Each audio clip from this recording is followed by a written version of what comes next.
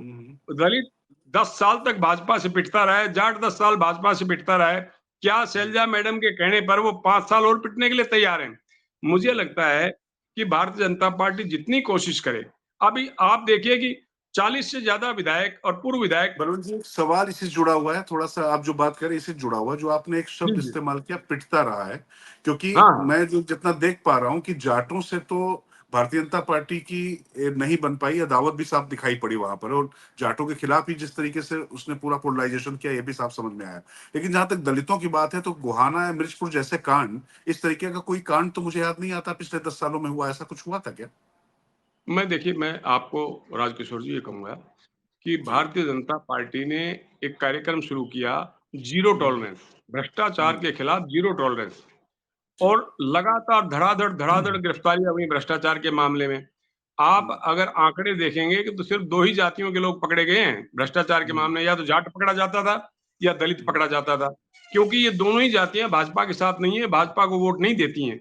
और हम्म, जाट जो मतलब मजबूत वोट बैंक है हरियाणा में, जाटों को हम्म, आरक्षण दिया था 10% अलग से हुड्डा सरकार ने।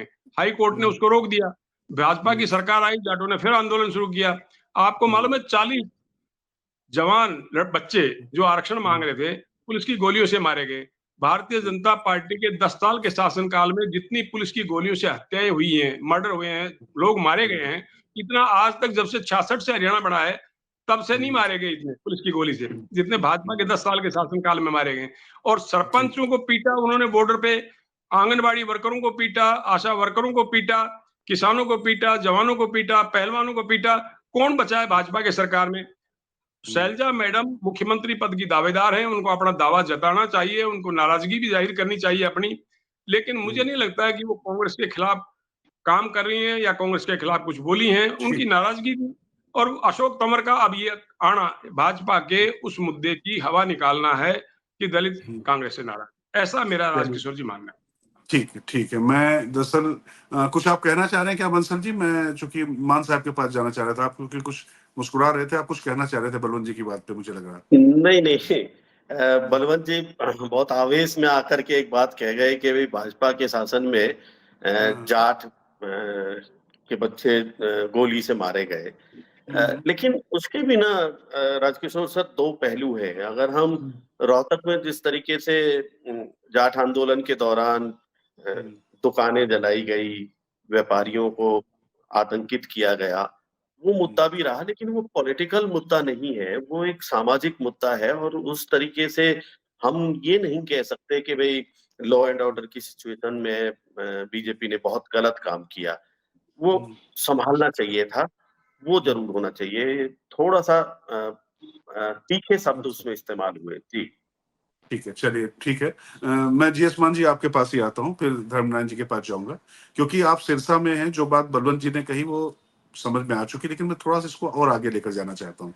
उस समय जो ड्रग वाला मुद्दा, हमारी आपकी ही बात हो रही थी, हम लोग जब बैठे हुए थे सिरसा क्लब में, मुझे बहुत ठीक से याद है, इस पर लंबी चर्चा हुई थी, और किस तरीके से वो पूरा युवाओं को खोखला करता जा रहा है, ये एक बहुत बड़ी चिंता वहां के लोगों में बनी हुई है। अभी कांग्रेस का एक पदाधिकारी, जो हालांकि अब नहीं है पदाधिकारी, उसकी फोटो बहुत वायरल हो रही है। क्या ये ड्रग वाला कोई मुद्दा नहीं है? मिडिल क्लास के लिए मुद्दा नहीं है? किसानों के लिए मुद्दा नहीं है? ये अंदर खाने कोई मुद्दा नहीं है? ड्रग वाला, अनएम्प्लॉयमेंट का, किसान, जवान, जितने भी नाम पहले बोले, पहलवान, ये सब जी। बहुत बड़े मुद्दे हैं। करप्शन भी मुद्दा है। हम्म, इन्फ्लेशन जो महंगाई है वो भी बहुत बड़ा मुद्दा है। हम्म, किसानों का डिस्ट्रेस बहुत बड़ा मुद्दा है।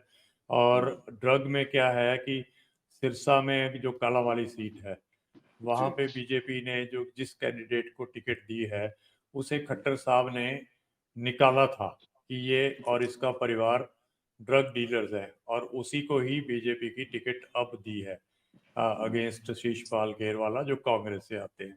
तो जी। मैसेज क्या जाता है इस बात का? एक तो ये है कि पार्टी वार्टी चाहे कोई सी भी है, इनको इन प्रॉब्लम से कुछ लेना देना नहीं है। ये तो अपने अलग हिसाब से चलते हैं। और तक्षक जी की बात में मैंने एक बात और जोड़ना चाहूँगा कि हमारे समाज में खास करके जाट की डेफिनेशन बड़ी सीमित है। जाट का मतलब पहले इतना ही था हरियाणा पंजाब में कि जट सिख और जाट, यही जाट होते हैं। लेकिन जी। किसान आंदोलन आपने भी दिल्ली में देखा, तक्षक की भी वहां गए, मैं भी गया। क्या जी। उस किसान आंदोलन में जट और जाट सिख ही थे क्या? ऐसा नहीं था, वहां दलित भी थे, वहां बैकवर्ड क्लास भी थी, वहां हर कोई वो व्यक्ति था जो पीजेंट्री से जुड़ा था। पहली बात तो ये कि जाट की डेफिनेशन बहुत वाइडन हो गई है, और जाट में और दलित में जो पहले अंतर होता था वो जट सिख में और जट दलित में पहले कम था।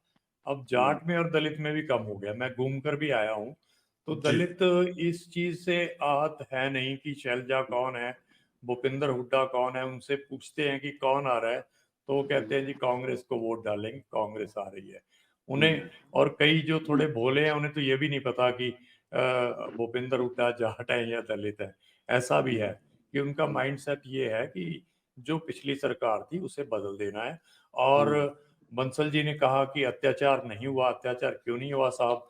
जितने भी ये बॉर्डर्स हमारे बंद हुए थे उस पे जो कौन पिटे थे? वो किसान पिटे थे, वो जाट पिटे थे। और वो कौन से जाट? जिनकी मैंने नई डेफिनेशन दी है, जिसमें सभी जातियों के थे। वहां कोई ट्रॉली ट्रैक्टर लेके सिर्फ जाट और जट सिख नहीं गए थे, उनके गांव के हर एक लोग गए थे, आर्टिसंस, वहां के मिस्त्री, वहां के दलित, वहां के उनके जिनको हम सीरी बोल देते हैं, कम्मी बोल देते हैं, जो खेत में लेबर करते हैं, वो भी गए थे। और जब वो उनके ऊपर जो लाठियां बरसाई गई या जो उनके ऊपर गोलियां चली, उन गोलियों ने कोई ऐसे विशेष वर्ग को देखकर नहीं किसी को इंजर किया या मरा। अब देखिए 700 का आंकड़ा किसान नेता बताते हैं कि 700 डेथ्स हुई हैं। चलो 700 नहीं हुई होंगी तो 300 साढ़े 300 से कम तो डिनायल नहीं हो सकता ना। नहीं, खैर आफ्टर ऑल पुलिस की गोली फ्यूनरल्स से हुए अगर हैं। हाँ आंदोलनकारियों जी, की मौत होती है उसमें आंकड़े मायने नहीं रखते हैं, भावना मायने रखती है। जी वो हाँ, मैं जी समझ हाँ। और सकता हूँ, लेकिन मैं आप वही हाँ, भावना, मैं जो चिंता की बात आपसे पूछना चाह रहा था, एक तो चूंकि आपके क्षेत्र में ही सबसे ज्यादा राजनीति हो रही है, एक तो जी। सैलजा वहां की, तंवर वहां के, और अब वहां पर ये सारी पॉलिटिक्स चल रही है, उसके बीच में ड्रग का भी मुद्दा आ रहा है। तो कहीं ना जी कहीं जो कांग्रेस की संभावनाएं और जो हवा थी उस पर कुछ जरब लगा है, कुछ फर्क पड़ा है, या बिल्कुल वैसे ही नहीं, इंटैक्ट है, ये देखिए समझना चाहता मैं अपने इलाके की बात कॉन्फिडेंस से कह सकता हूँ कि यहाँ पे कांग्रेस को बढ़त मिली है। हमारी जो हूँ। सिरसा की 5 सीट है और लोकसभा की जोड़े तो 9 सीट है। जी। 9 में से कम 7 हम्म, सीटों पर बढ़त मिली है। और इस प्रकार की भी चिंता हो रही है कि जो चौधरी हम्म, अभय सिंह की सीट एलनाबाद है और वो भी उनके फंसे, पुत्र की सीट रानिया। रानिया है, वो भी बड़ी एक क्लोज शेव से अगर वो जीतते हैं तो वो भी बड़ी डिफिकल्टी में है। और ठीक है। उसमें कहीं ना कहीं बीजेपी भी एक रोल प्ले कर रही है।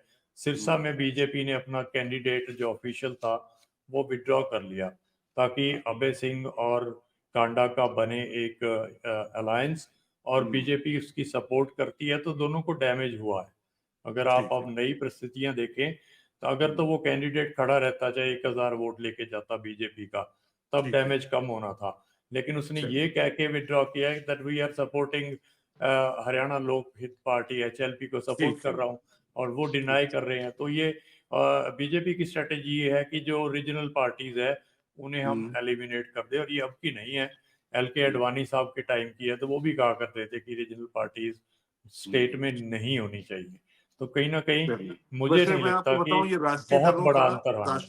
राष्ट्रीय दलों का एक मूल चरित्र रहता है। जी हाँ, कांग्रेस जी की हाँ, भी चाहे वो स्थिति कांग्रेस ये हो, थी, उसका भी जब उसका एक भी दलीय यही व्यवस्था रहता है। थी तो वो थी, हाँ, मतलब इस पे हाँ मैं जी, हाँ बहस जी, हाँ। विचार होगा, लेकिन मैं धर्मनारायण जी हाँ, आपके पास आना चाहता हूँ। मैं और एक आप इस, सेकंड धर्म नारायण जी से मैं एक पूछना भी चाहूंगा कि जी, अटेली में जो आरती राव हैं वो भी उनकी सीट फंसी हुई है इस टाइम।